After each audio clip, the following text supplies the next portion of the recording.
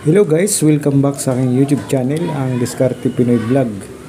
So mayroon tayo dito guys na isang wall pan. So ayan, wall pan siya. Tapos yung isang hélice niya, ayan. Lima yung blade ng hélice. So dinala ito na may-ari.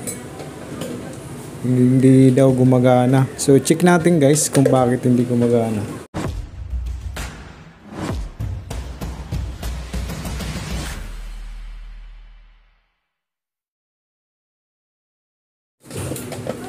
So, ang gagawin lang natin dito ay i-tester natin ng analog tester. Pero bago natin simulan ay kung bago ka pa lang sa aking munting channel ay huwag mong kalimutan mag-like, mag-comment at mag-subscribe.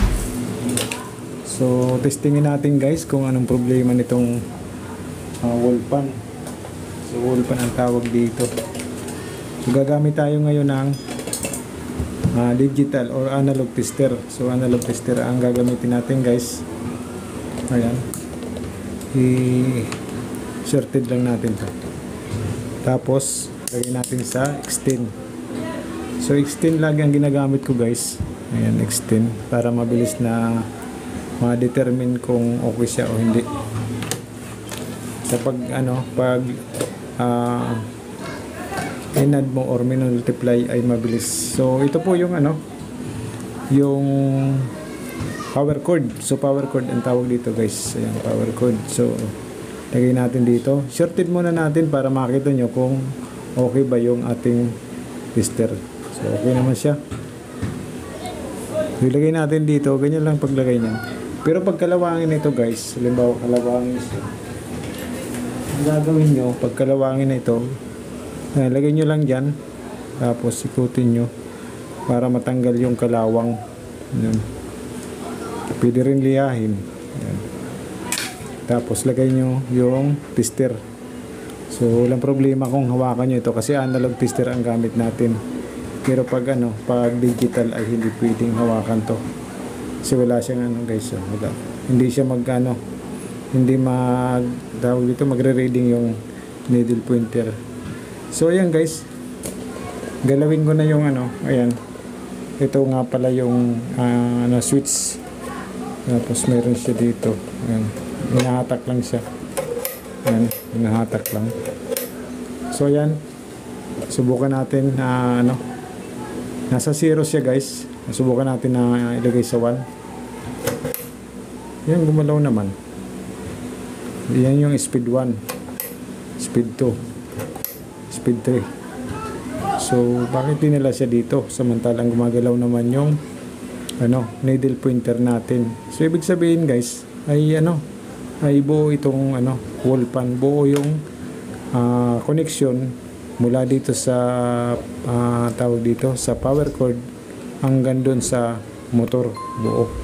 So bakit kaya dinala dito? So subukan natin isaksak. So subukan natin guys, saksak. Ayan. Dito tayo. Ayan. Focus tayo dito sa switch. So yan yung 0 0. Ayan. Saksak natin guys. Tapos pindutin natin or hatakin natin to. Tingnan natin kung gagalaw yung hélice. So hatakin natin guys. Tingnan nyo kung gagalaw yung hélice. Ayan, yung hélice. Tingnan nyo. Hatakin ko na itong switch. Yun.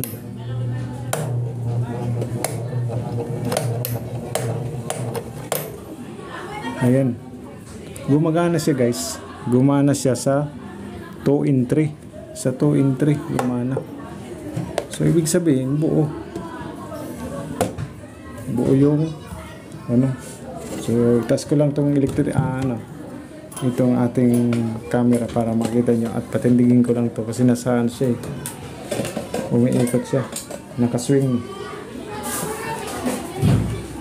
So ito, ayan.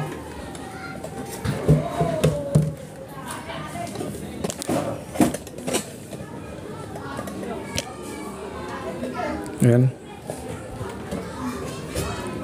So hatakin ko ito guys. Ayan yung speed 1.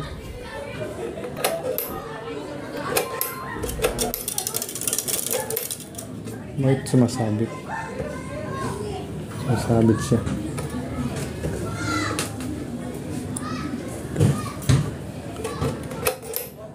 Ayun. Yung speed 1, hindi ay.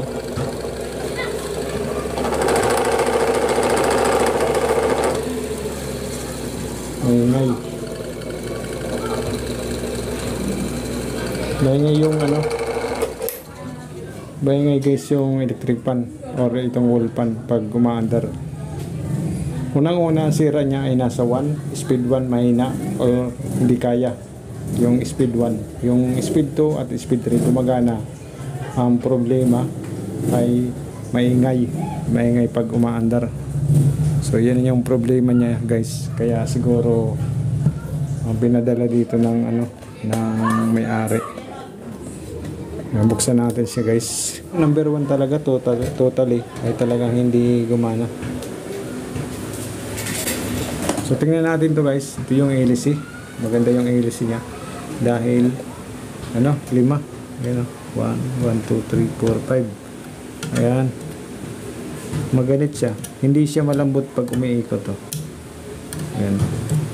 Lalo na siguro pag tinanggal natin yung hélice ay malamang mahirapan umikot yung shafting. So kailangan ang shafting kasi guys ay malambot eh. Tanggalin natin. Tanggalin natin yan.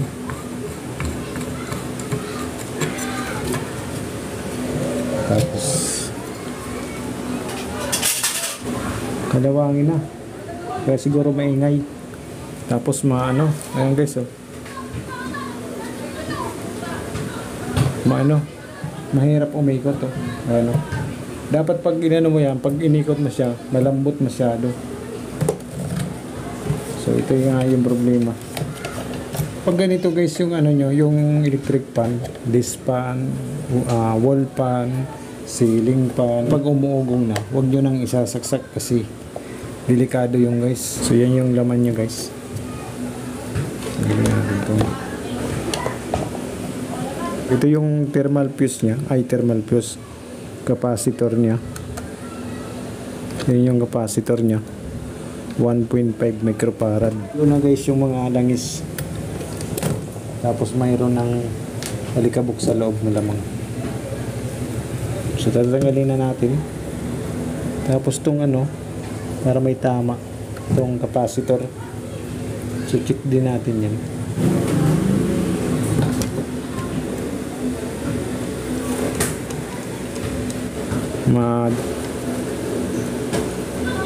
Damage yung motor. Pag na-damage kasi guys yung motor, ang mangyayari, mahal ang motor eh. Mahal ang motor. So kung ikukumpara mo doon, kasi pag umuugong, maaaring problema niya ay gaya nito, mahirap ikutin. Pangalawa, baka bushing, shafting. So ganun lang. Tanggalin muna natin to ng liha kasi hindi makakalusot. Ayan o. Tanggalin muna natin yan. Oh, ayan, wala na siyang kalawang. Lagyan natin ng langis para lumulas. Ayan. Tapos sabay hilahin natin. So ayan, smooth lang yung ano niya, bukas. Ganyan. So dito din sa ano, kabilang bushing o ano din na. Kalawangin na rin. Marupok na yung ano guys oh. Tawag dito, spacer. So kailangan sigurong palitan tong spacer. Palit spacer na to guys. Tapos gumagalaw na yung, ayun, gumagalaw na nga. Kabila din, ganun din. Palit na. Ayan.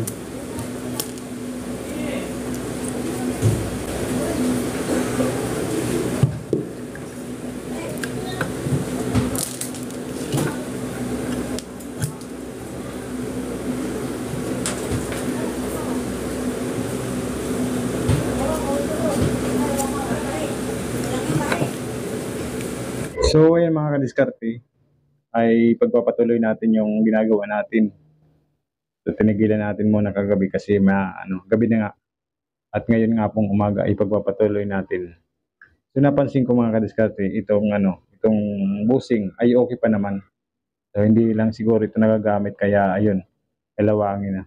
So ang gagawin lang natin dito ay linisan tapos talagyan natin to ng shafting ng langis, itong oil pad.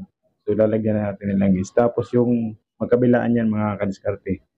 Tapos itong busing, so natanggal na yung spacer niya dito, lalagyan na rin natin. Tapos ito, linisan natin na maigi yan. Ayan, parehas lang. Okay pa naman siya.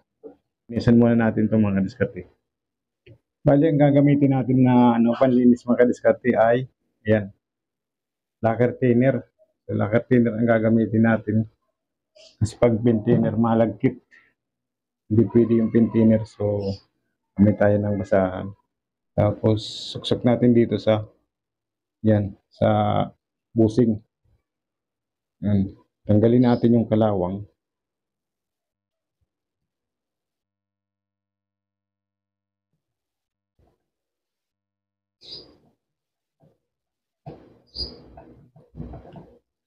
So, may kalawang na kasi.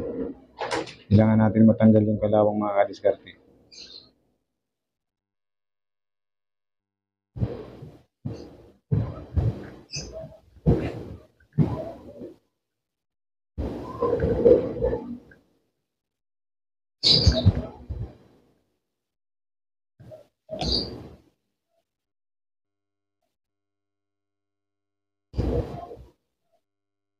So, ayan, okay na siya mga kadiskarte. Ang gagawin naman natin ay lalagyan na natin ng langis dito.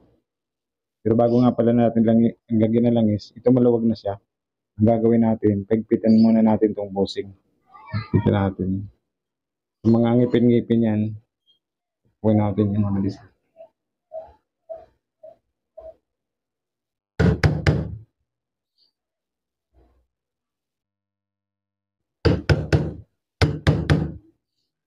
So, ayan mga diskarte, okay na siya. Ayan. Nahigpitan na natin to. Ayan. Ang gagawin naman natin ay lagyan na natin ng langis. So, lagyan natin ng langis to. Ayan. Para magkaroon ng langis at matagal siyang masira. Ito naman isa mga kadiskarte. Ayan. Okay pa siya. Wala pa siyang problema yung madumi lang talaga.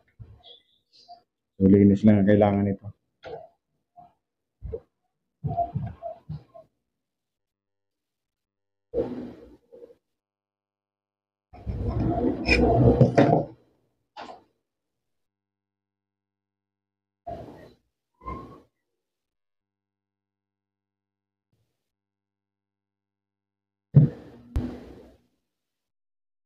Yung ilalim nito, punasan natin ng lacquer thinner para matanggal na rin yung alikabok.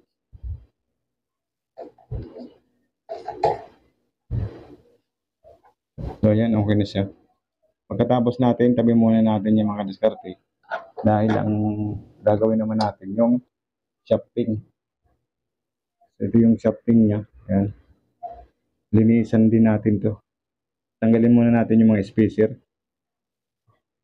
Ayan. Tanggalin muna natin siya mga diskarte dahil kalawang na.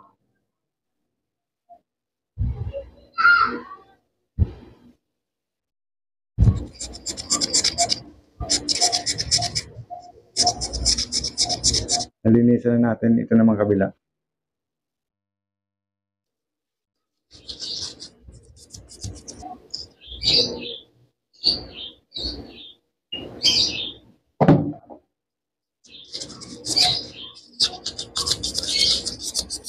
So, dahil sira na yung spacer niya, ito na lang yung ilalagay natin.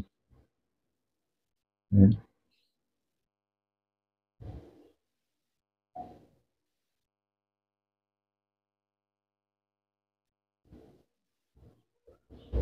So, ayan guys, nalagyan na natin ng stopper. Ayan, nalagyan na natin.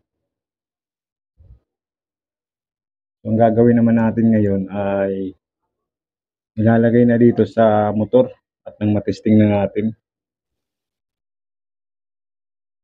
So, paglalagay guys, kailangan dahan-dahan pa rin kasi baka masugatan yung winding o yung mismo coil, masira, sayang.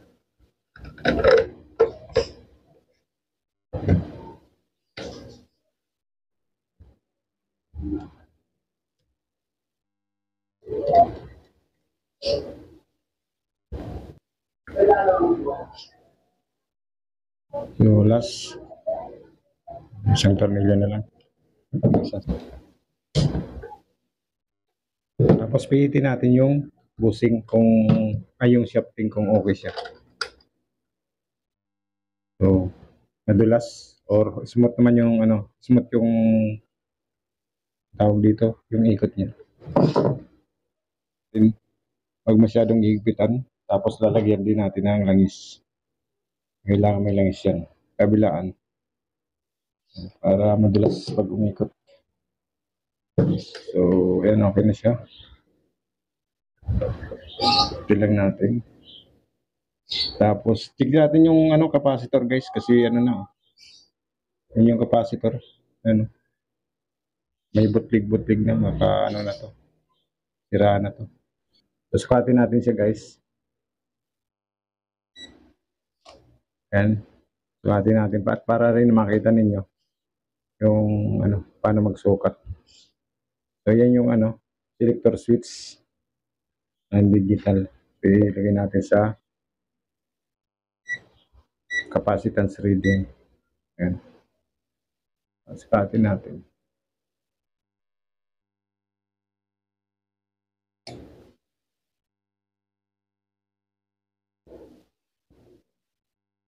Ayan guys. Ayan. Nasa 900 farad na lang. Wala, sira na. Ayan, naglilik na. So dahil wala tayo guys na akong 1.5, ito ilalagay natin 2.0. So check natin kung tama yung niya, yung rating niya dito sa kung tama yung rating niya na 2.0. Check natin.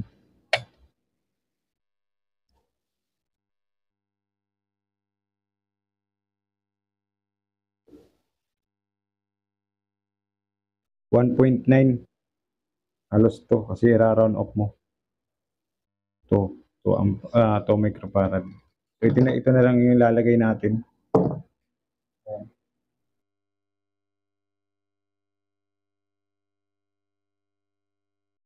So ayan guys na nahinang na natin. Ayan, nahinang na natin. Gagawin natin, lagyan na natin ng skin tape. So ayan guys, nalagyan na natin ng tape. Siyempre lagyan natin ng ng cable tie. So nilagyan ko talaga ito guys ng cable tie. Ayan, okay na, safe na safe. Tapos, kabit na natin siyempre dito sa motor. Check muna natin para malaman natin. Ayan, nakasaksak na guys. Pipihitin ko lang. Pihitin natin or itong speed 1. Isi-switch on ko lang. Yun.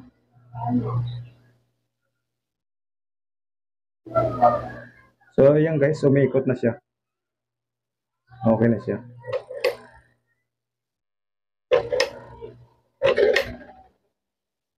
Okay na. So, practicein na natin. So ayan guys. Ikotin na natin. Saksak muna natin. Para makita ninyo. Guys. Ayan guys. So,